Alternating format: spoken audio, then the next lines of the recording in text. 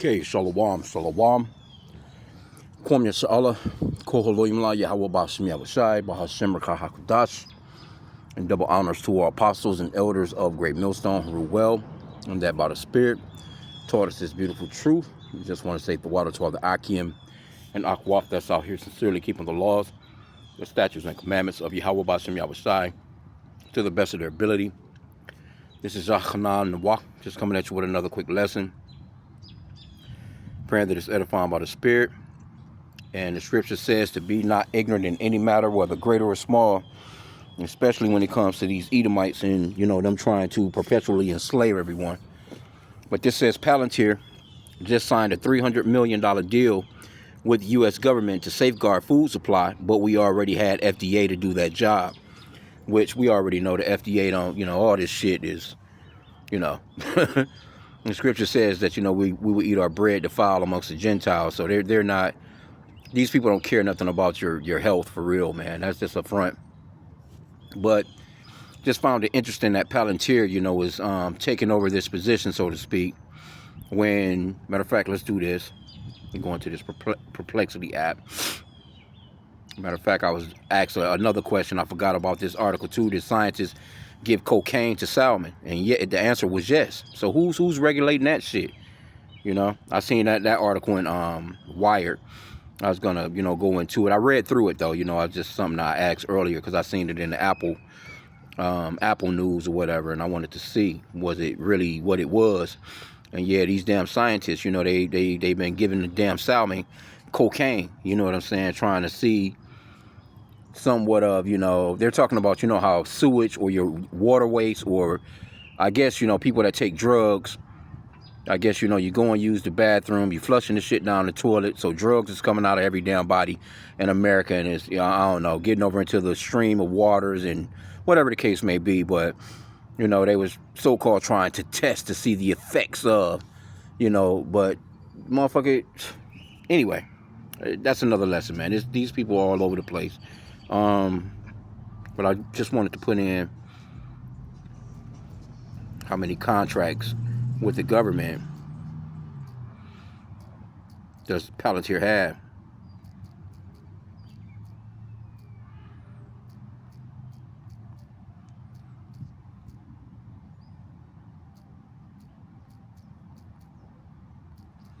So let's just see, because they definitely got their hands in everything in there, digital, the whole thing, man. See, it says Palantir has received at least $1.9 billion in U.S. federal contracts since 2008. So they've been there for almost 20 years, doing shit that people don't know about. Nobody. This is not major news. This is not something that I've seen in the news. I watch news all damn day long, man. You know what I'm saying? On multiple different channels, and no one is talking about this. Okay, but it says based on U.S. government spending data cited by Statista. A more recent report says its federal contracts nearly doubled to $970.5 million in 2025 alone. So they damn near got $1 billion within 2025 alone, dealing with your boy Trump. It says if you meant how many separate contracts rather than total dollar value, the number is harder to pin down from a single public summary because sources usually report contract value, not simple. Let me see. Well, let's do this. What are Palantir's largest government contracts?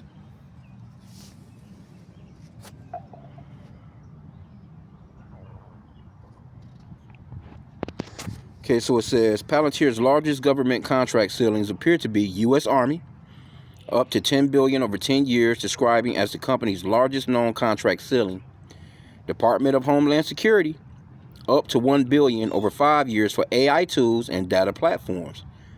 Department of Defense, Project Maven, about $1.3 billion through 2029. By total historical spending, the biggest government customer in the Department of Defense, which has awarded Palantir at least $1.65 billion since 2008 with the U.S. Army and U.S. Air Force as the largest sub-agencies, right? So let's put in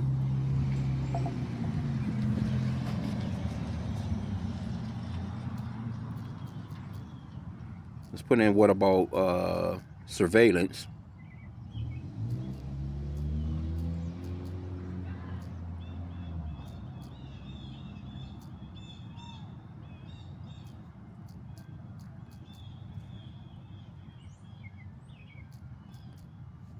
Let's put in U.S. citizens. Let's see, because they doing it all, man.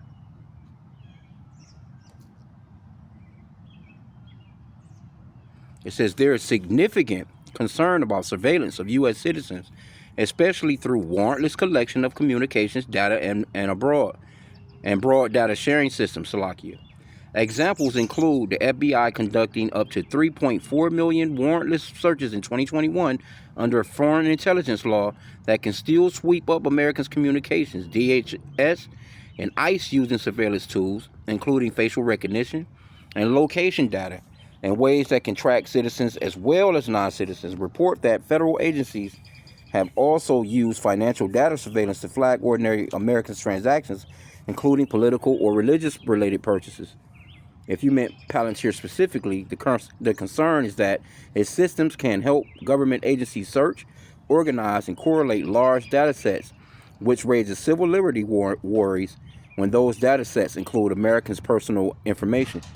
Yeah, man. Let me see. They got an article on that in the Hill. I think this might have been, could have been. Let's get the one at NPR real quick.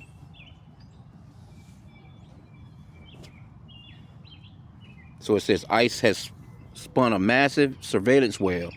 We talked to people caught in it. Now, I remember this. I think I've done a lesson on this. But yeah, I mean, but to see, this is, they're doing this. Let me go back. They got a few more sources on it. Let's get this one in the Hill. And it's all, you know what I'm saying? Like they have the tech. It's all coming down to chipping people, man. Let's say it says Palantir's courts major federal contracts and controversy in Trump era, and this is all under Trump, man. When he said he was gonna, you know, clean the swamp, he was gonna keep all these, you know, different digital companies and shit out of America's business, so to speak. But you know, this he's been signing them on, man. Let me see.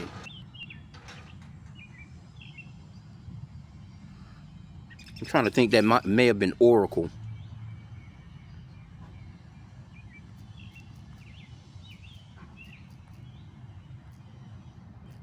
Let me put in, are they associated with Oracle?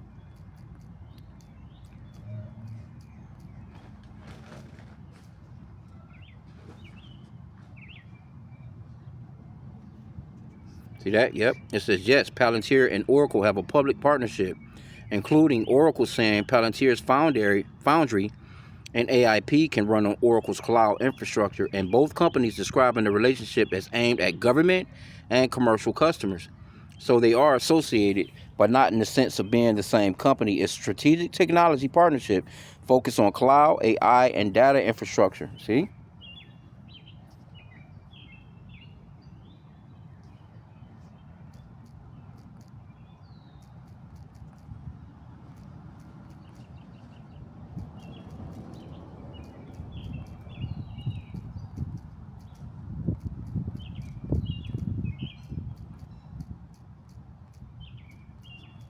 Give me a moment here.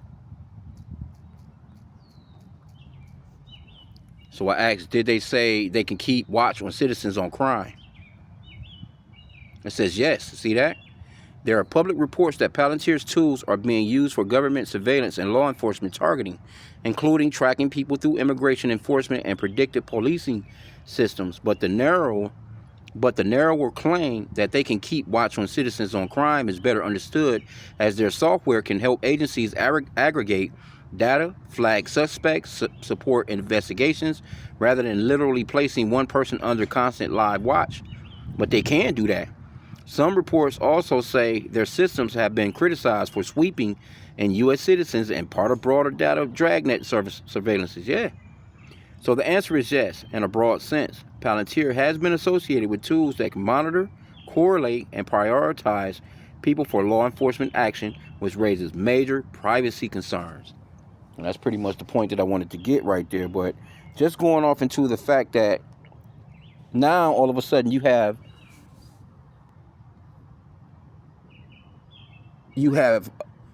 control over the food now. So imagine all that. Why are they doing all this? Trump just signed the executive order, you know what I'm saying, going off into all these different key points, you know what I'm saying, as far, see, they talk about immigration, they talk about, see, that's the way that Esau comes off. Let me grab that quick scripture on never trusting the guy, because he comes off as if he's trying to keep you safe, but really in reality, he doesn't care about your safety. He's actually going to put your ass in more harm. Ecclesiasticus 12:10, it says, never trust thine enemy, for like as iron rusteth, so is his wickedness. Though he humble himself and go crouching, yet take good heed and beware of him. That's key right there. Because that's what they do. They come through, they act like they love you so much. We want to keep you safe. This is for the safety of our country. You know, we have to do this for, you know, because we have these illegal immigrants in here. No, they're doing this too. So if they're just doing it for the immigrants, why are they fucking with the rest of the American citizens?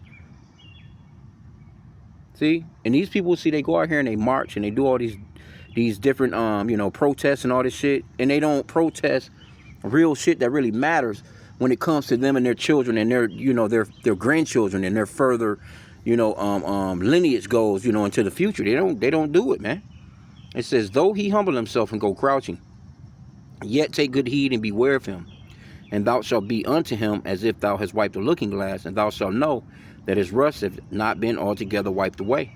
And so it's a wrap for you Edomites here in America. All you Edomites, you just hate so-called blacks, Hispanics, and Native Americans so much. You hate the immigrants so much. But here you go, you got a whole foreign nation running your fucking nation. Because I'm willing to bet you, matter of fact, let me ask this question. Are any one of these people one of the small tops? Let me put it in here, let's see. If not, it don't make no difference. They still working for them.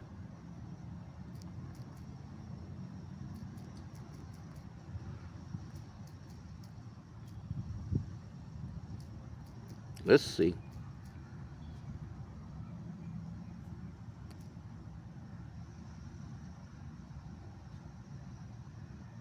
Okay, it says, for the two companies you mentioned, the answer is mixed.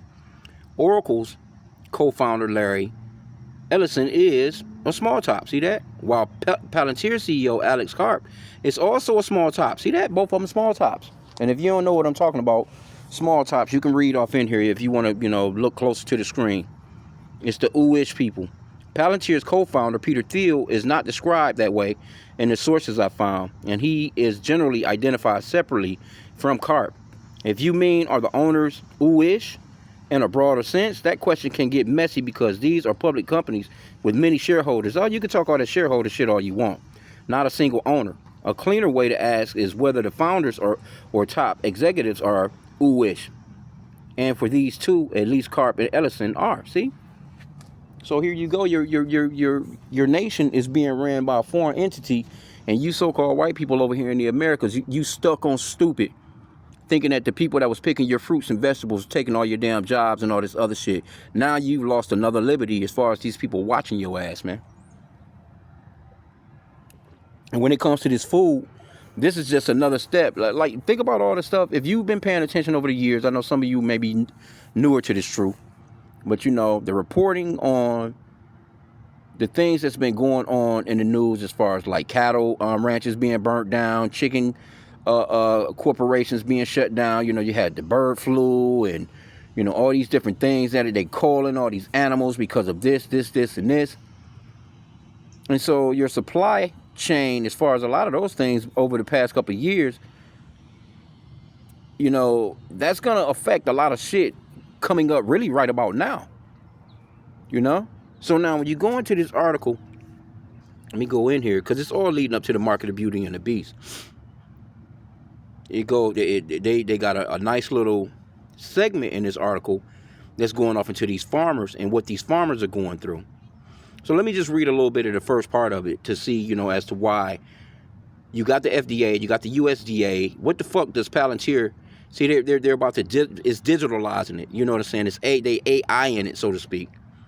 It says Palantir has officially secured a $300 million contract with the U.S. Department of Agriculture to utilize its software for managing farmland, and geopolitical risk continued to threaten global supply chains, CNBC reported. This agreement is a significant expansion of the company's existing work with the agency, highlighting just how much Palantir is deepening its footprint within the federal government beyond its traditional core defense contracts focused on military modernization. So they got everything on lock. You know, you dealing with the military, you dealing with the food, you dealing with the water. It's nothing for them to go ahead and say, up, you know what, come line your ass up and get this microchip now. You want to eat, you know, everything is already, you can't even get your rationings. You can't get, because everything is AI. You got to come through here and beep your goddamn hand. Let us, you know, that's just me speaking as a man right off. You know what I'm saying? But see, we're not ignorant of Satan's devices, man. Let me get that real quick. You have to really keep in mind, like, how this man gets down.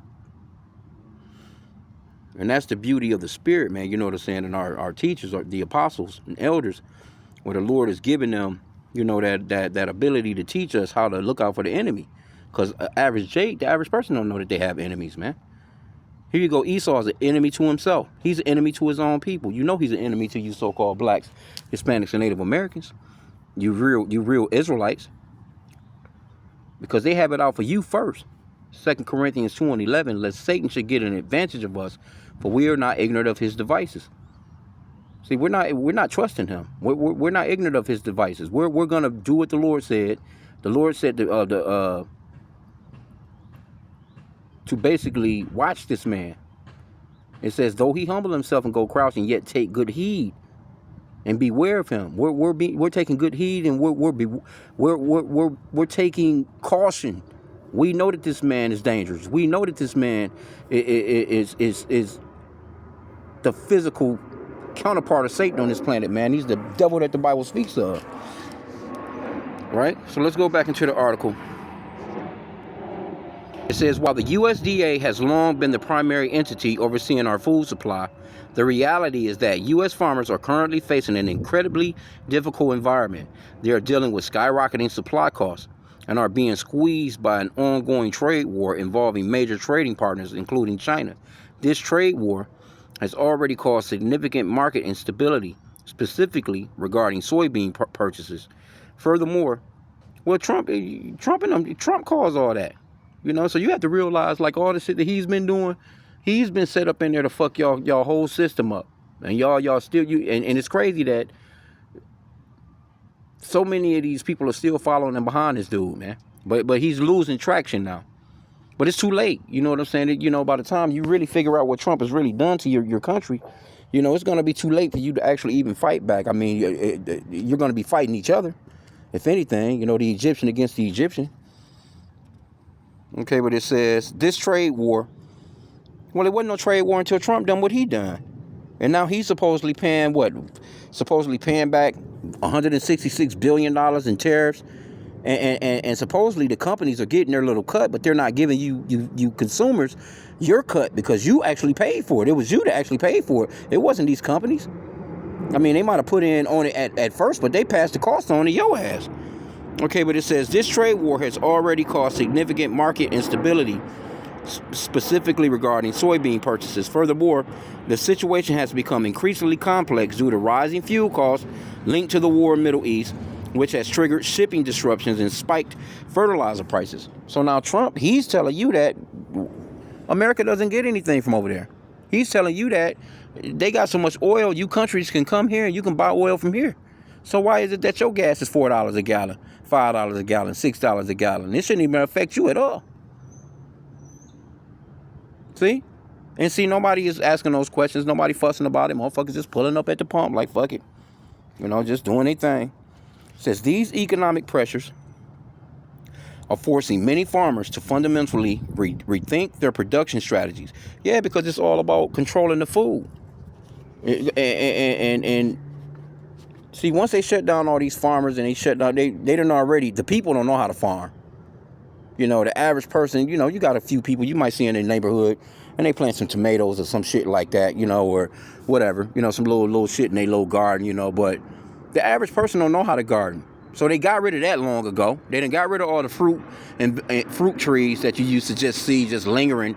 You used to be able to walk along, man, and you'll see an apple tree. You'll see a peach tree. You'll see a plum tree. I remember shit like that. But you don't see stuff like that no more. They done sprayed the skies, I guess, and done killed all that shit off. Or they done bulldozed it up. Right? So now you at a point where let's attack those few farmers that's here in the Americas, you know, that actually, you know, that actually, you know, kind of put the little food in the supermarkets that you get, other than what, you know, is being imported here, you know, shipped in. And with the shipping, of course, with the oil shit, it's like they shutting the whole food service down. So it's gonna go into a famine-ish mode, man. And once they get you hungry, they can tell you to do anything. Motherfuckers gonna jump off that building right there to get you some food. They gonna, if you survive, you can get some food. They gonna jump off that goddamn building. Come line up, bring them children. Let us put this microchip in your ass, and you can come and get your weekly rationings or your monthly rationings or your whatever the case may be. But people, when it comes to food and water, and people get hungry, and especially here in these Americas, these people are 300, 400, 500 pounds. They're gonna want to eat. Right? So it says, these economic pressures are forcing many farmers to fundamentally rethink their production strategies, which puts the stability of our food supply chains at risk. Which, you 1 or 2 people, 3, 4 people, you 10, 20, 100 people, you shouldn't be in control of everybody's food. People should have enough land, should have enough plot of land to farm on their own land and produce their own food. You got, the Lord created seeds. When you go into the book of Genesis, I think Genesis, you know, and a few other hookups, but the Lord, he gave the herb-bearing seeds for food for the people, man, on the planet. Why are you in control of it? You know? Then this man, he can come and arrest you about collecting rainwater and shit like that. How are you so in control of things that the Lord gave to the entire humanity of, you know, like, it's just crazy as fuck, bro. But this is how you know this is the fucking devil, bro, and he don't care about nothing. It says, on a farm in Goldsboro, North Carolina, Lorinda Overman is navigating these exact hurdles. She noted that her farm has been battling weather, disease, and insects while facing record high input prices that have continued to climb over the last 6 to 8 weeks. Now, we not tripping on this shit because we know that these things must happen. So don't think that I'm venting to rooting for, you know what I'm saying, any of this shit to survive. We pray for more of this shit to happen. Because a lot of these motherfuckers, you sitting on Israelite land anyway, you know, all these farms that you have, you know what I'm saying, you stole all this land, this whole continent from the tribe of Gad, man, or the so-called Native American Indians. So we're rooting for your shit to fall. We're rooting for more of you farmers to go ahead and climb into the motor of one of your damn tractors and wood chip your damn self up, nigga. We don't give a fuck. It says, beyond the immediate economic concerns, there are also growing scrutiny regarding foreign ownership of U.S. farmland. Yeah, because y'all doofy and you greedy. Fertilizer and nitrogen costs on her farm has jumped from $139 per acre to, that was last year, to an unexpected $217. So that's almost $100 more than what she paid last year. So she taking an L. Overman explained that she did not pre-order fertilizer, a common industry practice, because her farm struggled to make ends meet last year, and she was hopeful prices would drop as the planting season began. She stated, "We can't wait for the Strait of Hormuz to open back up and those ships to get here before we have to purchase those inputs." Yep. Data from the American Farm Bureau Federation highlights the scale of this issue, showing that fertilizer access and affordability are now defining challenges for the current growing season. Survey results conducted April 3rd through April 11th indicate that 58% of respondents report worsening financial conditions. In the Midwest, 48% of farmers said they could not afford the fertilizer they need, while that share reached at least 66% in the western, northeast, and southern regions. So Trump won $1.5 trillion for war, but you citizens are about to go hungry. And it's all done by design, man. We're not ignorant of Satan's devices, man. They doing this shit on purpose. Now all of a sudden, these people in control. These people have struck a deal. Come on, bro. USDA signed a $300 million deal with Palantir Technologies this week to help the agency implement its One Farmer, One File initiative announced in February to help farmers reduce paperwork. See? Yeah. See, they go humbling themselves and go crouching. Reduce paperwork. What kind of fucking paperwork do farmers have like that? Them simple balance sheets. What the fuck are you talking about? Shit, I done farming in the South. You know what I'm saying? Like, man, yeah, you know what you planted. You keeping up with what you bought. You keeping up with your profit. You know what I'm saying? You keeping up with receipts for your tractors. If you have maintenance. You keeping up with your fuel hookups. Shit, they got little you can go into the fucking App Store, Play Store, or Apple Store and fucking and get an app to take care of all that shit. You know how you scan the paper if you need it, if it really is paperwork. You scan your receipts and it bundles it and it automatically shoots it into a slot where everything is calculated and keeps it calculated. That's simple shit. You don't need Palantir to be doing no shit like this for a farm. Get the hell out of here, man. Anyway, that's how we know it's a bunch of bullshit.